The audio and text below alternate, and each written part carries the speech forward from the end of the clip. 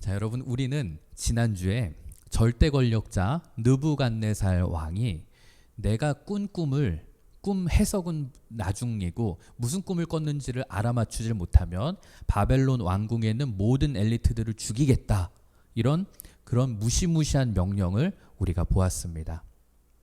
그리고 안타깝게도 하나님의 사람 다니엘과 그 친구들도 그 처형 리스트에 이제 포함이 되어 있었습니다. 그런데 그때 다니엘은 아리옥을 찾아가서 왕에게 이제 부탁을 하는 거예요.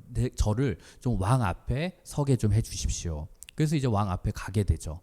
그리고 가서는 왕이시여, 제가 이 문제를 한번 풀어보겠습니다. 이 꿈을 제가 해석해 드리겠습니다. 다만 시간이 좀 필요합니다. 이렇게 얘기를 하면서 왕에게 허락을 얻어냈어요.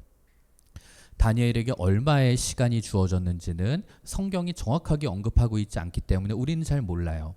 하지만 아무래도 느부갓네살 왕의 성미가 급했으니까 아무래도 기껏해야 하루 이틀 정도 줬겠죠. 그 짧은 시간 안에 이 난제를 풀어야만 했습니다. 그리고 재밌는 거는 그거라고 그랬죠. 사실 다니엘도 이 지금 꿈에 대한 대책이 하나도 없었다는 거.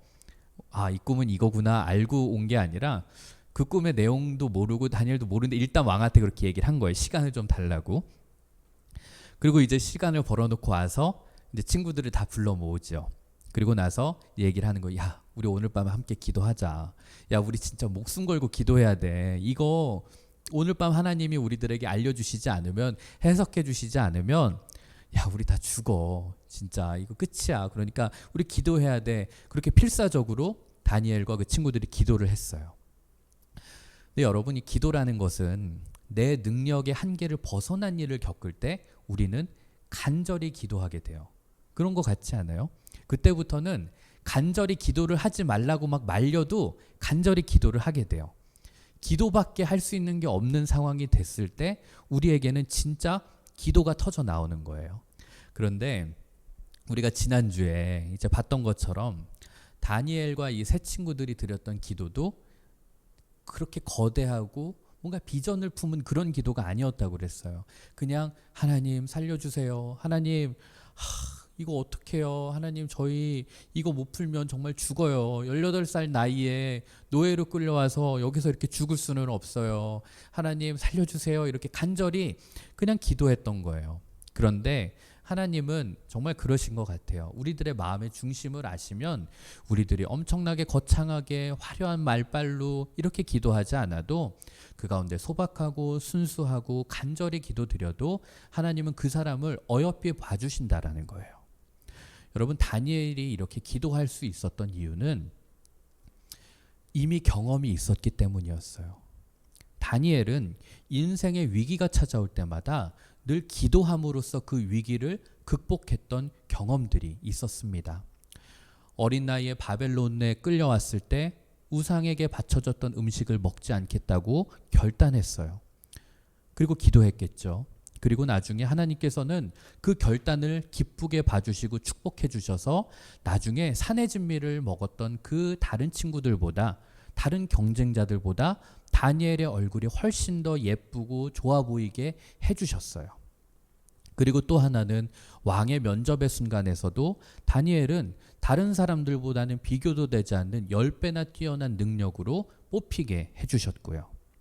그러니까 다니엘은 이미 짧은 나이, 적은 인생이었지만 그 과정 가운데에서 크고 작은 위기들을 하나님께 기도함으로써 극복한, 그 난관을 극복했던 경험들이 있었던 거예요. 미국의 미시건 대학교라는 좋은 대학교가 있어요. 거기 MBA 경영대학원에 칼 웨익이라는 교수님이 있어요. 지금도 살아계신데 이분이 이제 경영 쪽에 되게 유명한 이론들을 많이 했는데 이분이 강조한 것 중에 하나 재밌는 거는 작은 승리 전략이라는 게 있어요. 이게 뭐냐면은 우리 눈앞에 어떤 문제가 생겼는데 이걸 우리가 극복이 불가능한 일이다, 이건 도저히 내가 넘어설 수 없는 일이다 라는 것을 인식을 하면 할수록 인간은 점점 무력감을 느끼고 불안감이 증폭된다는 거예요. 점점 불안해진다는 거죠. 이거 겪어봤잖아요. 시험을 앞두고 시험 공부를 하나도 안 했어. 그치? 근데 내일 아침에 9시 시험을 봐야 되는데 난 공부를 한 게 없어. 분명히 난 이대로면 내일 망쳐.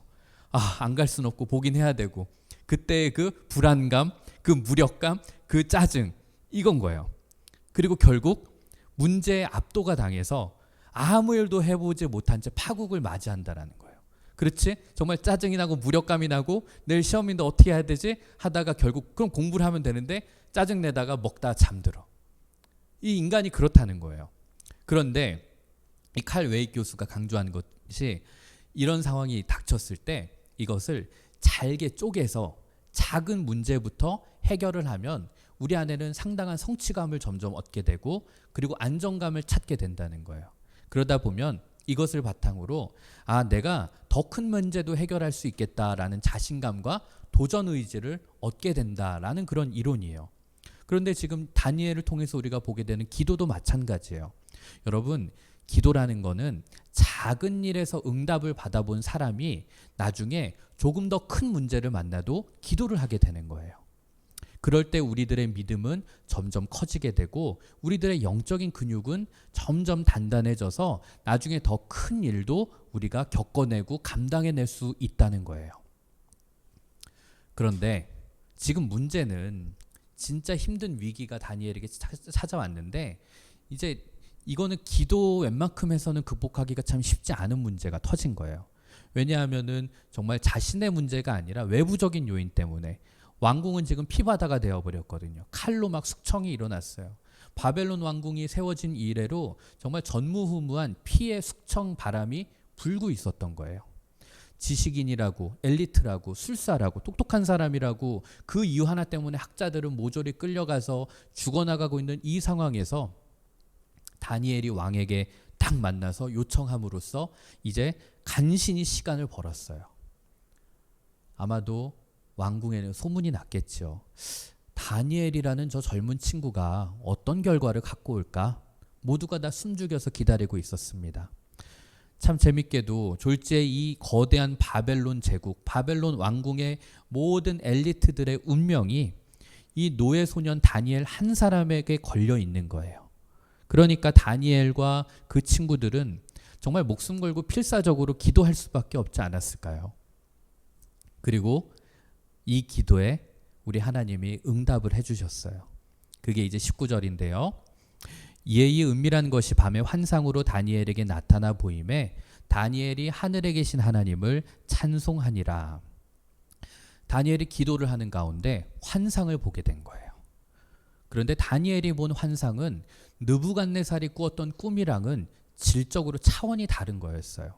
왜냐하면 느부갓네살은 그냥 잠을 자다가 어렴풋이 꿈을 꿔서 보게 된 것이었다면 다니엘은 분명한 방향을 가지고 기도하는 가운데 환상을 보게 된 거예요. 그러므로 다니엘은 이 환상 가운데 그 느부갓네살 왕의 꿈 내용뿐만이 아니라 그 안에 담긴 해석 그리고 그 안에 담겨있는 하나님의 섭리, 하나님의 역사까지 모두 본 거예요. 대단한 거죠. 그런데 이 환상을 본 다니엘이 하나님을 찬송하기 시작해요. 여러분, 저는 이 부분이 참 다니엘의 위대한 점이라고 생각을 해요. 지금 바벨론 왕궁에 있는 모든 사람들이 다 다니엘을 예의주시하고 있었습니다. 그런 상황에서 이 문제를 해결하는 순간 다니엘은 정말 이 바벨론 제국, 바벨론 왕궁의 일약 스타가 될 수 있는 기회였어요. 기라성 같은 학자들, 대단한 그 원로원의 학자들도 못 풀었어요. 그런데 다니엘은 이걸 풀었어요. 그런 상황이라면 여러분들은 어땠을 것 같아요? 저 같았으면 딱 기도 환상 보고 나서 됐어. 내가 풀었어. 이건 나밖에 없어. 이제는 내가 해결했어. 역시 바벨론에선 내가 최고야. 그러지 않았을까요? 아마 여기 있는 사람들도 다 그랬을 것 같아요. 엄마, 내가 풀었어. 막 이러고 만세를 했겠죠. 그런데 다니엘은 우리들과는 질적으로 차원이 다른 사람이었어요. 다니엘은 그 환상을 보고 어떻게 했냐면 무릎을 탁 꿇고 하나님을 향해 두 손을 들고 기도합니다.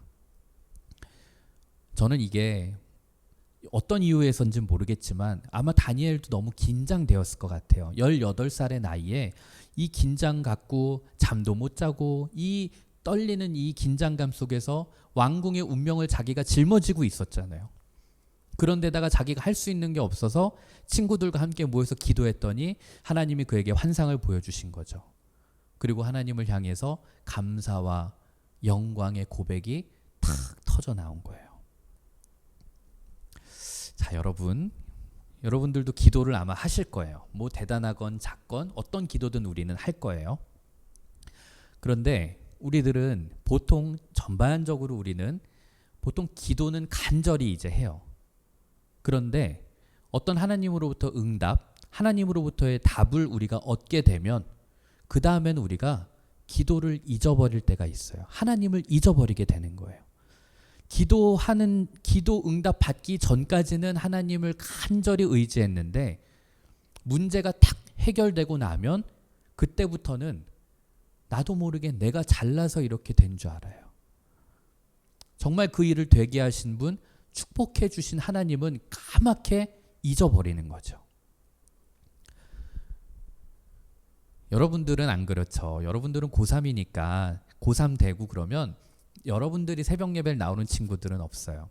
그런데 가끔 교회를 보면 자녀가 고3이 되거나 혹은 자녀가 되게 중요한 시험을 앞두게 되면 이제 어머니들 혹은 아버지들이 새벽 기도회를 나오세요. 와서 간절히 기도하세요. 그리고 정말 안타깝게 어떤 분들은 기도해도 안 되는 경우도 있지만 그렇게 엄마의 기도인가 하나님의 응답인지는 모르겠지만 정말 하나님이 그 자녀에게 복을 주셔서 원하는 대학에 턱 들어가게 해줘요.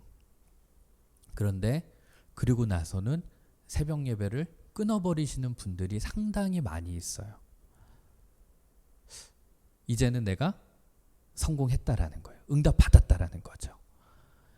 그런데 아마 영상으로도 이제 보시는 우리 부모님들도 있을 거고 저도 이제 대학을 나온 지가 이제 오래됐지만 궁금해요. 자녀의 인생이 정말 대학까지인 건가? 대학만 가면 이제 모든 게 끝난 건가? 근데 그렇지 않거든요. 대학을 간 이후에도 정말 오히려 대학 시험보다 더 많이 기도가 필요한 순간들이 정말 많이 있거든요. 그런데 그 이후에는 또 하나님을 멀리 하시게 되는 거죠. 여러분, 그 한 사람의 신앙의 수준, 영적인 수준은 우리가 무엇으로 볼 수 있는가 하면 축복을 받았을 때, 일이 잘 되었을 때, 기도 응답이 되었을 때 내가 어떻게 반응하느냐에 따라서 그 사람의 영성과 영적인 수준이 드러나게 되는 거예요. 그리고 심지어는 내 계획대로 되지 않아도 기도 응답이 되지 않았더라 할지라도 그 순간에 하나님께 감사와 영광, 존귀를 올려드리는 그런 사람이 정말 하나님이 택하신 사람인 줄 믿습니다. 그리고 그렇게 우리가 하나님 앞에 기도할 때 그것이 하나님이 예비하신 축복의 길로 가는 그런 길입니다. 그런데 사실 다니엘이 본 이 환상, 이것은 보통 환상이 아니었어요. 개꿈 뭐 이런 게 아니었다는 거예요. 처음에는 다니엘은 하나님, 느부갓네살 왕이 꾼 그 꿈을 좀 저에게 알려주세요 라는 의미로 기도했지만 그 안에 담긴 내용은 이제 우리가 다음 시간에 볼 거예요. 그때 이 안에 담겨 있는 것은 하나님이 보여주신 환상은 엄청난 의미를 담고 있었어요. 제국의 흥망성쇠를 담고 있고 그리고 앞으로 세계가 어떻게 펼쳐져 나갈지 세계 역사에 정말 수천 년을 파노라마처럼 보여준 그런 큰 빅픽처가 담겨있는 그런 환상이었어요. 그러니까 다니엘은 그 환상을 보고 나서 눈을 탁 떴을 때 압도된 거예요. 그리고 정신이 멍한 거죠. 이게 정말 앞으로 펼쳐질 일들이라고? 그런 긴장감 속에 최악의 상황 속에서 다니엘이 정말 하나님의 그 환상과 하나님을 경험한 다음에 다니엘의 감격이 터져 나오는데 그게 20절에서부터 22절까지의 말씀이에요. 다니엘이 말하여 이르되 영원부터 영원까지 하나님의 이름을 찬송할 것은 지혜와 능력이 그에게 있음이로다. 그는 때와 계절을 바꾸시며 왕들을 패하시고 왕들을 세우시며 지혜자에게 지혜를 주시고 총명한 자에게 지식을 주시는도다. 그는 깊고 은밀한 일을 나타내시고 어두운 데에 있는 것을 아시며 또 빛이 그와 함께 있도다. 지금 다니엘이 어떤 환상을 보았는지는 얘기해 주질 않았어요. 그래서 명확하게 어떤 환상인지는 드러나지 않아요. 그러나 이 안에 담긴 표현 하나하나를 우리가 보면 대충 어떤 꿈이었는지 감이 와요. 우리 그런 거 있잖아요. 누군가가 영화를 봤어요. 너무 막 재밌대요. 근데 막 그 사람이 하는 얘기를 이렇게 듣다 보면 야 진짜 대박, 반전이 정말 끝내줘 막 이러면 무슨 내용인지는 모르지만 하여튼 재밌나 보구나, 그 안에 뭔가 대단한 반전이 있구나, 뭔가 이런 걸 우리가 느끼잖아요. 근데 지금 다니엘 이 환상을 보고 하나님을 향해서 찬송을 하는 이 부분을 보면 어떤 환상이었는지 우리가 대충 알다는 거죠. 보시면 21절을 보면 그는 때와 계절을 바꾸시며 왕들을 패하시고 왕들을 세우시며 이렇게 표현이 되어 있어요. 그러니까 이건 뭐냐면은 제국의 흥망성쇠, 제국이 흥하기도 하고 망하기도 하는 것을 이제 다니엘이 환상을 통해서 본 거예요. 다다음 주에 우리가 이제 볼 거예요. 근데 이 환상이 뭐였냐면 바벨론 제국이 지금 있지만 바벨론 제국이 세워졌지만 망하고 그 뒤를 이어서 페르시아 제국이 들어오고 그리고 그 페르시아 제국을 뒤이어서는 알렉산더 대왕의 헬라, 그리스 제국이 들어오고 그리고 이 그리스 제국이 있다가 또 망하고 로마 제국이 들어오고, 그러니까 이런 세계 역사의 몇천 년의 흐름을 다니엘이 환상 가운데 본 거죠. 그러면서 깨닫게 되는 거죠. 인간의 권력이라는 것이 얼마나 허망하게 무너지고 얼마나 또 세워지고 또 그것이 다시 무너지고 그 어떠한 인류 문명도 위대하신 하나님 손 아래에 있다라는 것을 다니엘은 알게 된 거예요. 그 순간 다니엘은 참 세상의 권세가, 이 세상이라는 것이 얼마나 허망한 것인가 하는 것을 깨닫고 그에 반해 하나님의 영광은 얼마나 대단한 것인가 하는 것을 다니엘은 알았던 거예요. 그리고 22절을 보면 깊고 은밀한 일을 나타내시고 어두운 데 있는 것을 아신다 이렇게 되어 있습니다. 여기서 말하는 깊고 은밀한 일과 어두운 데 있는 일은 쉽게 말하면 인간의 눈으로는 볼 수 없는 세계가 있다는 거예요. 인간의 눈으로 볼 수 있는 세계는 과학의 영역입니다. 그래서 과학 세계는 인간의 지식을 통해서 눈에 보이고 이 땅 가운데 있는 것들을 측정하고 연구해요. 그래서 질량 보존의 법칙도 있고 만유인력의 법칙도 있고 우린 이런 것들을 공부하죠. 그러나 다니엘은 하나님의 영광을 본 다음에 지금 말하는 거예요. 세상 가운데에는 과학으로만 설명될 수 없는 부분이 있구나. 그것을 가리켜서 성경은 영적인 세계라고 얘기하는 거예요. 그리고 그 영적인 세계를 볼 수 있는 눈을 가질 수 있는 건 하나님의 능력, 빛이신 주님밖에 없구나 하는 이야기를 하고 있는 거예요. 고린도전서 2장 9절에서 10절을 보면 이런 말씀이 있어요. 기록된 바 하나님이 자기를 사랑하는 자들을 위하여 예비하신 모든 것은 눈으로 보지 못하고 귀로 듣지 못하고 사람의 마음으로 생각하지도 못하였다 함과 같으니라. 오직 하나님이 성령으로 이것을 우리에게 보이셨으니 성령은 모든 것 곧 하나님의 깊은 것까지도 통달하시느니라. 아멘. 여러분, 그래서 우리가 하나님의 영, 성령을 진리의 영이라고 하는 거예요. 하나님의 영, 성령이 충만한 사람들만 볼 수 있는 것을 다니엘은 지금 봤다는 거예요. 하나님의 깊은 것을. 그래서 우리는 늘 성령이 충만한 사람이 되어야 한다는 거예요.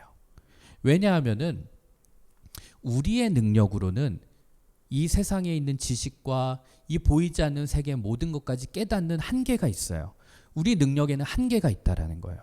그런데 우리 안에 하나님의 영이 임하고 우리가 성령의 이끌림을 받으면 세상이 볼 수 없는 것을 우리들은 보게 된다는 거예요. 다니엘이 그런 사람이었어요. 다니엘은 자신의 능력이 아닌 성령의 능력, 성령의 임재 가운데 이 제국의 흥망성쇠를 볼 수 있었던 거예요. 그리고 다니엘도 이것이 자기의 능력이 아니라는 것을 알았습니다. 23절을 보면 나의 조상들의 하나님이여 주께서 이제 내게 지혜와 능력을 주시고 우리가 주께 구한 것을 내게 알게 하셨사오니 내가 주께 감사하고 주를 찬양하나이다. 곧 주께서 왕의 그 일을 내게 보이셨다 하니라. 우리가 주께 구한 것을 내게 알게 하셨다는 거예요. 여러분, 다니엘은 단순히 공부만 잘하는 사람이 아니라 영적인 민감성이 있는 사람이었어요. 우리가 간절히 기도했을 때 여기에 대한 응답을 주신 것은 이건 하나님의 능력이었구나. 이거는 결코 내 능력으로 할 수 있는 것이 아니었다라는 것을 다니엘은 알았던 거예요. 여러분 살면서 주변에 나는 하나님의 계시를 들었어. 혹시 이런 사람들을 만나보신 적이 있으세요? 나는 하나님의 음성을 들었어. 하나님이 나한테 이렇게 말해 주셨어. 그러니까 너 이렇게 해야 돼. 가끔 이런 사람들이 등장할 때가 있어요. 그런데 여러분 잊지 마세요. 정말로 진정한 하나님의 계시, 하나님의 음성을 들은 사람은 반드시 겸손해집니다. 만약에 여러분 주변에 혹은 여러분들이 앞으로 살면서 주변에 자기가 하나님으로부터 받은 계시라고 그러면서 여러분들에게 함부로 말하고 막 그것을 자랑하고 여러분들을 향해서 막 정죄하고 여러분들에게 건방 떠는 사람이 있다면 그 사람은 가짜일 확률이 정말 높은 사람이에요.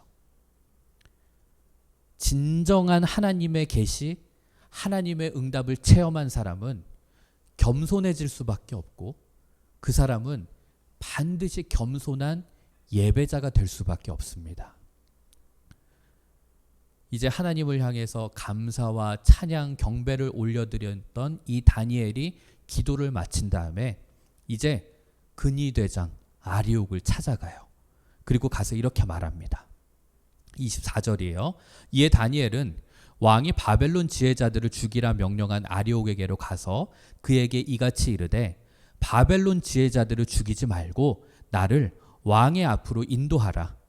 그리하면 내가 그 해석을 왕께 알려드리겠습니다. 여러분 지금 왕의 엘리트들, 지혜자들 처형이 아주 일시적으로 중단된 상태였어요. 그러니까 완전히 이게 취소된 건 아니라는 거예요. 그러니까 다니엘은 혹시라도 지금 어디선가 자행되고 있는 이 숙청, 대학살을 막고자 하고 싶었던 거죠. 그런데 다니엘이 제가 꿈을 해석했습니다 라는 이 이야기를 근위대장이 딱 들었을 때 근위대장이 얼마나 기뻤을까요? 왜냐하면 근위대장도 바보 같은 사람은 아니었어요. 그러니까 지금 이대로 이렇게 나라가 그냥 두면 망해버릴 게 뻔하다는 걸 알았는데 뭔가 다니엘이라는 이 청년, 이 소년의 눈빛을 보니까 확신에 차 있는 거예요. 그래서 이제 다니엘의 손을 딱 붙잡고 그래 이제는 왕 앞에 가자 이러고 다니엘을 이렇게 데리고 갑니다. 여러분 한번 상상해 보세요. 이 가는 다니엘의 마음과 이 다니엘을 데리고 가는 이 근위대장 아리옥의 그 마음. 저는 아리옥의 마음을 한번 생각해 봤어요. 얼마나 많은 생각이 떠올랐을까요? 이 다니엘이란 이 녀석 내가 얘기 소문으로만 듣기에는 이 보통 녀석이 아닌데 이 녀석이 나한테 와서 이렇게 확실하게 꿈을 해석했다라고 말하는 걸 보니 얘 정확하게 해석한 것 같은데 그럼 나는? 이 생각이 드는 거예요. 여러분 근위대장도 사실은 정치 행정 관료예요. 공무원이에요. 그렇기 때문에 당연히 이것을 통해서 나에게 돌아올 이익이 뭘까를 생각할 수밖에 없는 거죠. 야, 이거는 내가 한 방에 확 그냥 차관급으로 올라갈 수 있는 절호의 기회야. 승진할 수 있는 기회야. 이 기회를 어떻게 살려볼까? 내가 가서 어떻게 얘기를 할까? 막 고민을 하면서 가는 거죠. 그리고 딱 도착했어요. 그리고 아리옥이 무슨 얘기를 해요. 그게 25절입니다. 잘 한번 보세요. 이에 아리옥이 다니엘을 데리고 급히 왕 앞에 들어가서 아뢰되 내가 사로잡혀온 유다 자손 중에서 한 사람을 찾아내었습니다. 그가 그 해석을 왕께 알려드리겠나이다 하니라. 여러분 웃기지 않아요? 내가라는 단어가 우리 눈에 확 들어와요. 근데 잘 한번 생각해 봐요. 지금 왕은 다니엘을 처음 보는 게 아니에요. 2번이나 봤어요. 그 뽑힐 때 면접 때도 한번 봤고요. 그리고 나중에 왕에게 가서 제가 이 꿈을 해석해 드릴 테니까 시간을 좀 주십시오 할 때도 봤어요. 근데 지금 이 근위대장 아리옥은 새삼스럽게 또 설명을 하는 거예요. 근데 여기서 포인트는 내가 찾아내었습니다 이거예요. 제가 데리고 왔습니다. 제가 찾아내었습니다. 그러니 저의 공로를 잊지 말아 주십시오 하는 거예요. 근데 뭘 자기가 찾아냈어요. 사실 먹여 살리고 키운 걸로 따지면은 더 고생한 사람이 많았잖아요. 웃기죠? 그런데 여러분, 하나님의 일하심은 참 재미있어요. 하나님은 이런 사람도 쓰실 때가 있다는 거예요. 우리 주변에 꼭 교회 다니지 않는 사람이지만 그 사람을 활용하실 때도 있어요. 잘 생각해 봐요. 아리옥이 없었으면 어떻게 다니엘이 이 왕 앞에까지 갈 수 있겠어요? 하나님이 다니엘을 갑자기 휙 순간이동시켜서 그 앞에 갖다 놓으실 수는 없잖아요. 그러니까 아리옥이란 사람을 통해서 다니엘이 왕에게 다가갈 수 있는 역할을 아리옥을 활용하신 거죠. 자, 이제 재밌는 상황이 펼쳐져요. 느부갓네살과 이제 다니엘이 딱 대면하는 거예요. 여러분 모두가 아마 이 상황을 다 지켜보고 있었을 거예요. 왜냐하면 그 왕궁에 수천 명의 목숨이 달려 있거든요. 여러분 영화 같은 거 보면 그렇잖아요. 왕 앞에 가면 고개도 못 들잖아요. 그리고 그 앞에 수많은 대신들이 서 있고 칼을 찬 막 병사들이 있고 막 중국 영화 보면 막 황제 앞에 갈 때 막 부들부들 떨고 막 이렇잖아요. 지금 그런 거 비슷한 거예요. 그런데 여기서 다니엘은 말 한마디만 잘못해도 당장 저놈의 목을 베어라 하고 목이 날아갈 수도 있어요. 그러면 이제 그 다니엘의 목이 날아가는 순간부터 다시 이 왕궁은 피의 바람으로 쫙 다 불어나는 그런 상황.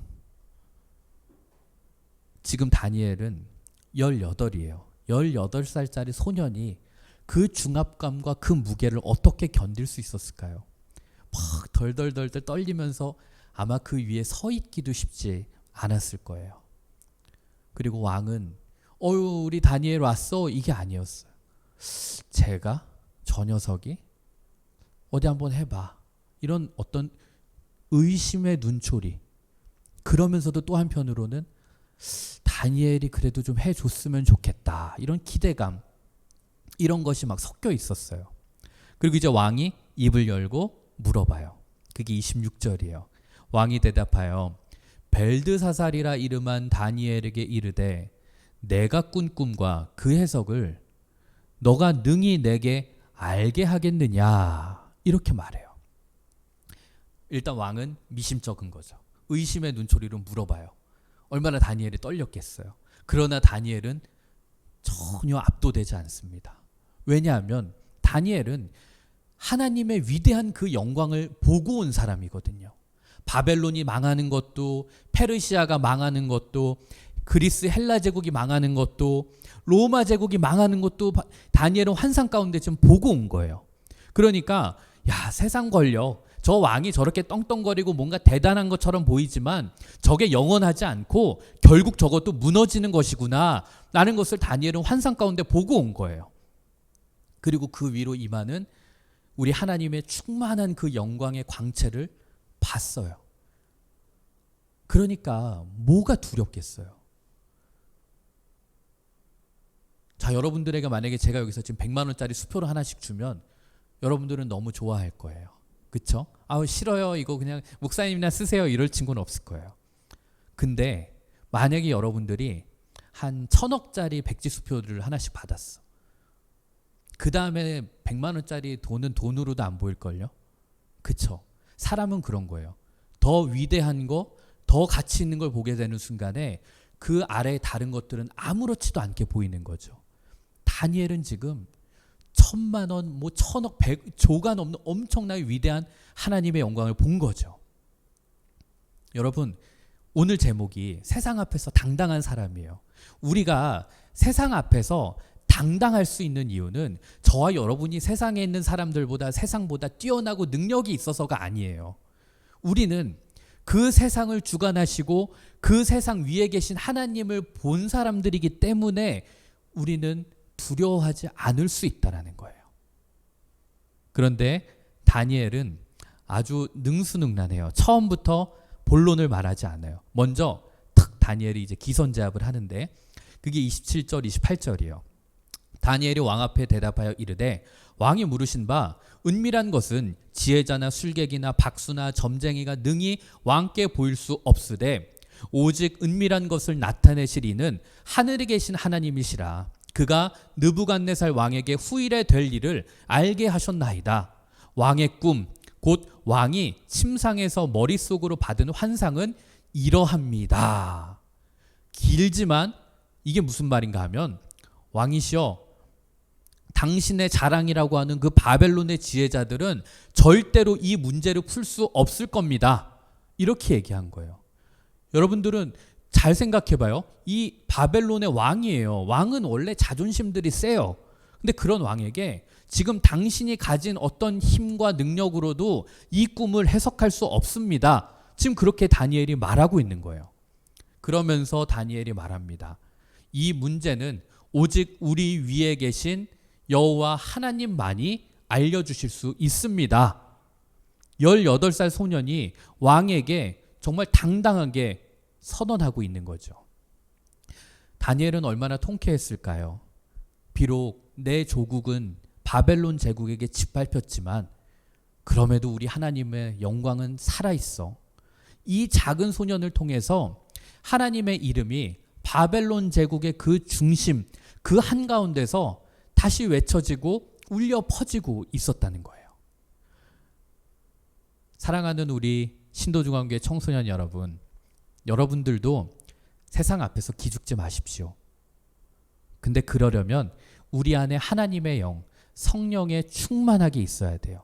하나님의 영으로 가득한 사람은 그 누구 앞에서도 비굴해지지 않습니다. 다니엘이 이제 꿈 내용을 말하기 전에 한 번 더 왕의 허를 찌르는데 그게 29절입니다. 왕이여 왕이 침상에서 장래 일을 생각하실 때에 왕이 꾼 꿈 내용뿐만이 아니라 다니엘은 왕이 어떤 상황에서 지금 이 꿈을 꿨는지도 아는 거예요. 이건 사실 왕밖에 모르는 거잖아요. 여러분 원래 사장님들은 잠을 못 자요. 자기 장사하는 사람들은 왕은 대통령은 잠 못 자요. 왜냐하면 직원들은 퇴근하면 끝이지만 사장에게는 퇴근이 없거든요. 그러니까 머릿속에서 항상 이 조직을 어떻게 운영해야지, 이 자금은 어디서 끌고 와야지 늘 이런 고민을 갖고 사는 거예요. 이걸 밤새도록 고민하는 거예요. 중소기업 사장님들, 작은 장사하시는 분들도 다 그런데 이 28살밖에 안 된 젊은 왕, 그리고 왕이 된 지 2년밖에 안 된 왕이에요. 이 사람이 얼마나 근심과 걱정이 많았겠어요. 그리고 주변에 있는 사방엔 다 적일 텐데. 그러니까 이 느부갓네살도 앞으로 자신의 장래 일들을 걱정하고 고민하다가 그냥 잠이 들어버린 거예요. 그런데 다니엘은 그걸 딱 알아맞춘 거죠. 당신은 밤늦도록 나라를 어떻게 운영하고 경영해야 되는지 장래를 고민하다가 밤잠을 못 이루셨군요. 그러다가 살짝 잠이 드셨네요. 이 상황을 탁 안 거예요. 왕이 얼마나 놀랐겠어요. 왕은 당황했을 거예요. 이 녀석 봐라. 이거 보통 녀석이 아닌데? 어쩌면 얘가 말하는 그 하나님이 살아계신 참신일 수도 있겠다. 바벨론 우상들과는 차원이 좀 다르다. 다니엘이 이어서 말하죠. 장래 일을 왕에게 알게 하셨사오며, 이 말은 앞으로 일어날 일을 하나님께서 보여주셨다는 거예요. 그러니까 이 안에 담긴 말은 왕이시여, 역사의 방향은 당신이 결정하는 것이 아니라 하나님 손에 달려 있습니다. 이것을 아셔야만 됩니다. 이렇게 말하는 거예요. 여러분, 지금 다니엘은 역사의 주관자는 하나님이라는 것을 왕 앞에서 당당하게 선언한 거예요. 여러분, 우리는 다니엘의 이 당당함을 본받아야 됩니다. 우리가 비록 세상 속에 살고는 있지만 세상 앞에 너무 눈치 보면서 살 필요는 없다라는 거예요. 나중에 여러분들이 살아가면서 아무리 대단한 권력자도, 아무리 돈이 많은 사람이라도, 아무리 유명한 연예인을 만나더라도 기죽지 마시기 바랍니다. 여러분, 우리가 세상의 노예는 아니잖아요.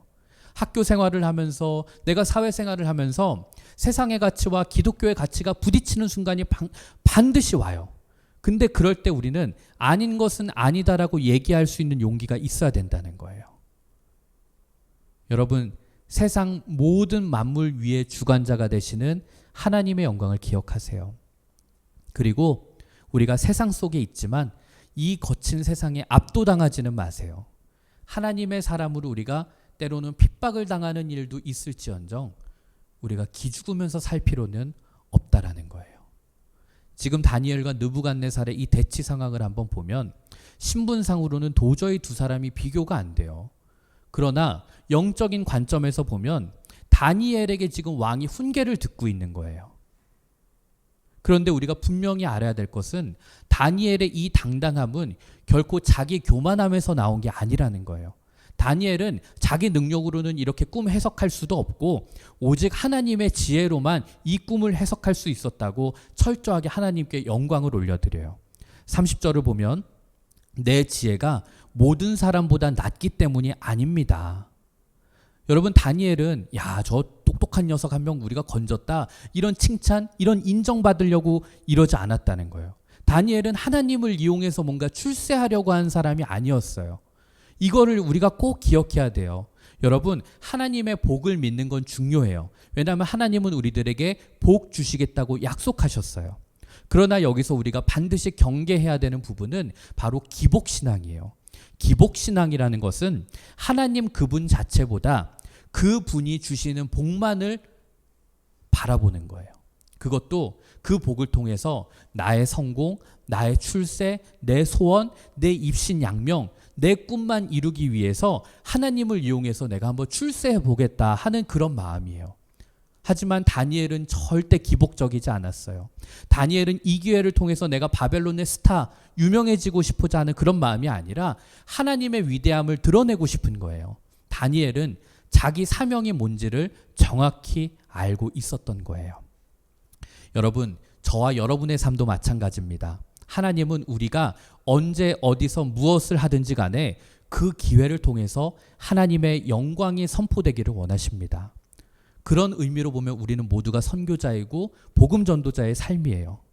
여러분, 우리들의 삶의 목적이 하나님의 영광을 돌리면서 사는 것이라는 것을 우리가 깨달을 때 내 삶의 모든 순간들이 하나님의 이름, 하나님의 영광이 드러내는 선교가 되는 것이에요.